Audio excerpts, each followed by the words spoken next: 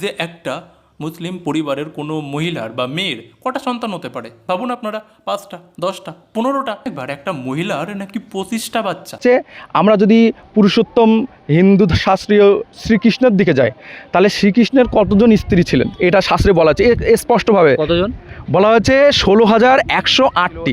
এমনকি অনেক রাজা হিন্দু ধর্মের যারা মহাপুরুষ বলে গণ্য হয়, তাদের দেখা যাচ্ছে 1,00,000 স্ত্রী ছিল। শাস্ত্রে বলা হয়েছে শ্রীকৃষ্ণের প্রতিদিন 15টা করে সন্তান জন্ম নিত শ্রীকৃষ্ণের। আচ্ছা, ভারতের এক শ্রেণীর কট্টরপন্থী হিন্দু আছেন যাদের মুসলমানদেরকে দেখলে মনে হয় চোখ দিয়ে রক্ত ঝরে। এই ধরনের হিংস্র ও কট্টরপন্থী হিন্দুরা তারা এমনকি নানানভাবে আমাদেরকে নিয়ে, মুসলমানদেরকে নিয়ে ঠাট্টা বিদ্রূপ করতে থাকে যে মুসলমানরা এই ভারত, এই দেশ দখল করার জন্য তারা নাকি একেবারে 3-4টে করে বিবাহ করে এবং 20 থেকে 25টা করে বাচ্চা জন্ম দেয়। এই ধরনের অপমানজনক মুসলমানদের নামে কথা বলে তারা রীতিমতো ভারতকে হিন্দু রাষ্ট্র বানাতে চায়। আবার তারা পাশাপাশি এটাও বলে যে এই মুসলমানরা এই ভারতটাকে মুসলিম রাষ্ট্র বানানোর জন্য তারা নাকি 4 থেকে 5টা করে বিবাহ করে এবং 20 থেকে 5টা করে বাচ্চা জন্ম দেয়। তো এই ধরনের যারা অপমানজনক কথা বলে তাদেরই দাঁত ভাঙা জবাব দেওয়ার জন্য আজকে আমাদের সাথে রয়েছেন মুফতি তুহিন ভাইজান। আমরা সরাসরি তার সাথে কথা বলে নেব। ভারতের এক শ্রেণী কট্টরপন্থী হিন্দু আছে যারা প্রতিনিয়ত বলতে থাকে যে ভারতের মুসলমানরা নাকি ভারতটাকে মুসলিম রাষ্ট্র বানানোর জন্য তারা 3-4টে করে বিবাহ করে এবং 20-25টা করে বাচ্চা জন্ম দেয়। এটা আদৌ কি ঠিক? না, এই ধরনের কথাবার্তা যারা বলেন বিজেপি, আরএসএস, বজরং দল ইত্যাদি, মূলত তারা সমাজটাকে হিন্দু মুসলমান করে ডিভাইড করে তারা সমাজে এক ধরনের বিশৃঙ্খলতা তৈরি করতে চায় এবং বিশৃঙ্খলতার মাধ্যমে যে অনৈতিকতার সৃষ্টি হয়, এর মাধ্যমে দাঙ্গা হাঙ্গামার সৃষ্টি হয় আর তারা ভোট ব্যাংকের রাজনীতি করতে থাকে এর দ্বারা। এটা কিন্তু বাস্তবতা কোনো কিছু নাই।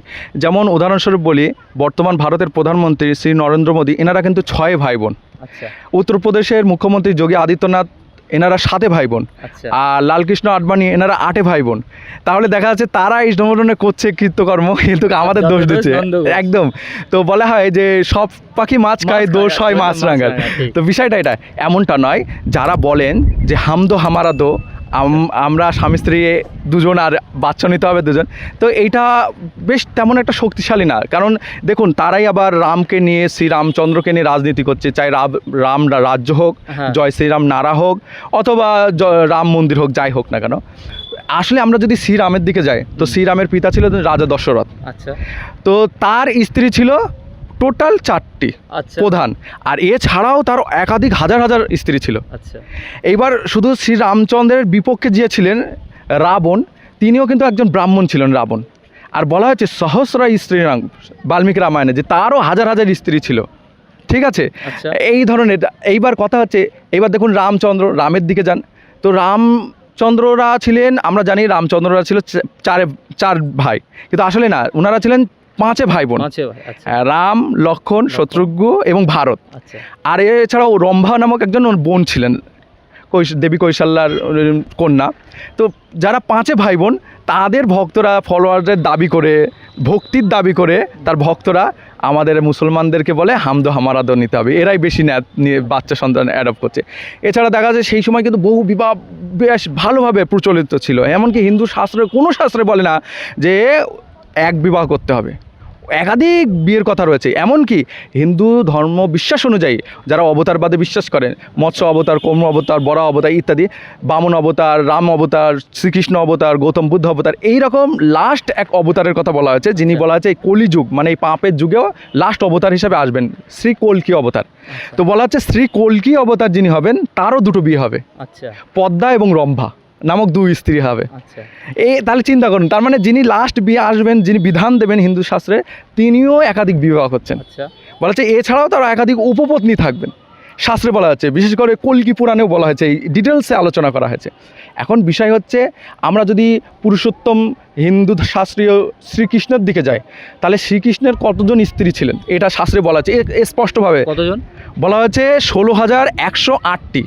16,108টি স্ত্রী, সর্বনাশ। তারপর 16,800 স্ত্রী। কিন্তু আমি আমার একটা বই লিখেছি, সেই বইটা হচ্ছে বহু বিবাহের ইতিবৃত্ত। এই যে আমি দর্শকদের দেখাই, একটু দেখিয়ে দিন। জি, কি নাম এটা? বহু বিবাহের ইতিবৃত্ত।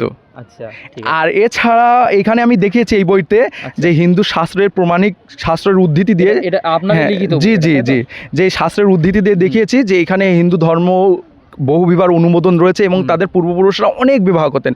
কারোর রয়েছে যে হাজার হাজার স্ত্রী ছিল, হাজার হাজার সন্তান সন্ততি ছিল, এমনকি অনেক রাজা হিন্দু ধর্মের যারা মহাপুরুষ বলে গণ্য হয় আচ্ছা। তাদের দেখা যাচ্ছে 1,00,000 স্ত্রী ছিল।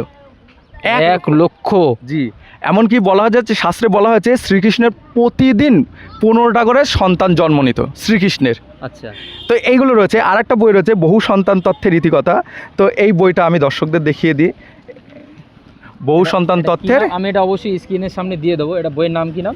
বহু সন্তান তত্ত্বের ইতিকথা। আচ্ছা, তো এই দুটো বইয়েতে আমি দেখিয়েছি যে হিন্দু ধর্মে বহু বিবাহের অনুমোদন আছে এক মিনিট। এবং একাধিক সন্তান। এক মিনিট। এই এই এই বই দুটো কি আপনারই লেখা বই? জি জি, আমারই লেখা বই। এই তথ্যবহুল বই, শাস্ত্রের উদ্ধৃতি আছে, হিন্দু শাস্ত্রের উদ্ধৃতি আছে। এই বইয়ের মধ্যে অ্যাকচুয়ালি কোন বিষয়ে বলা হয়েছে?